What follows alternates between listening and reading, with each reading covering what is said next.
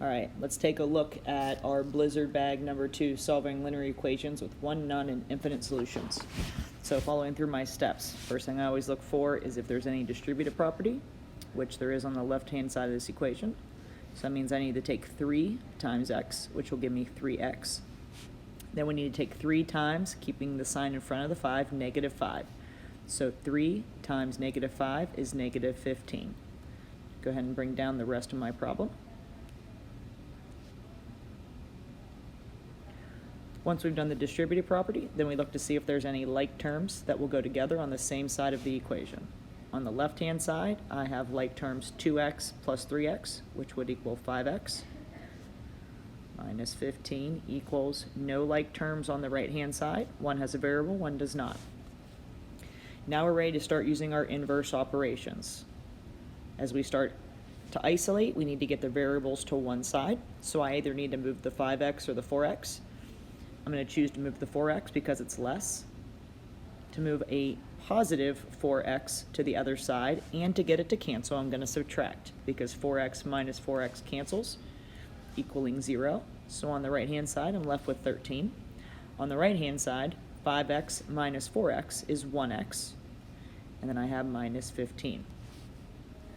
Continuing with my inverse operations, to move the negative 15, the inverse would be to add 15 to both sides.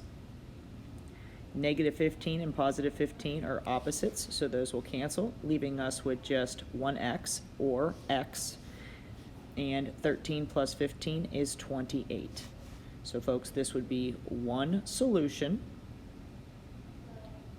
because x equals 28 is the one and only value that we can plug in for x that will in fact satisfy that equation. It is the only value that makes that true. Let's take a look at this next one. First item up for bid again, we're going to look to see if we can use that distributive property, which we will. So I'm going to take 2 times x, which is 2x, and then 2 times negative 4 is going to give me a negative 8, recalling those integer rules. Bring down the right side of the equation. Now I'm going to look to see if there's any like terms that I can combine together on the same side of the equation. So on the left here, I have x plus 2x, which is going to give me 3x, bringing down my minus 8, and I have no like terms on the right-hand side. Now I'm ready to start using my inverse operations by first getting the variable all to one side. So I have a positive 3x. In order to move the positive 3x to the other side, I'm going to subtract 3x's from both sides. So 3x minus 3x will cancel because those are opposites, leaving me with negative 8. On the right-hand side, positive 3x minus 3x again will cancel, which leaves me with negative 10. Negative 8 does not equal negative 10, so therefore this would be no solution, indicating that there is no value for the variable x that I could ever plug in that would make that equation true. All right, last but not least, on this third one, let's start with that distributive property one more time. So 4 times 2x will give me 8x. 4 times negative 6 is negative 24, bringing down my plus 4. Now this time on the right-hand side, I also have some distributive property. So I'm going to take 2 times 4x, which is 8x, and 2 times negative 10, always keeping that sign in front, is negative 20. Look to see if there are any like terms. On the left-hand side, we have a negative 24 and a positive 4.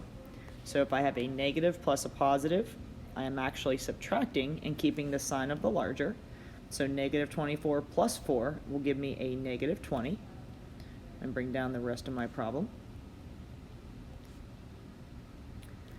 Okay, no more like terms to combine, so now I'm going to use my inverse operations. Start by getting my x's all to one side, getting that variable moved over. So to move a positive 8x, I'm going to subtract 8x from both sides. So 8x minus 8x will cancel, leaving me with that negative 20. On the right-hand side, 8x minus 8x will cancel, leaving me with negative 20. Negative 20 does equal negative 20, and since there is no x value, this means infinite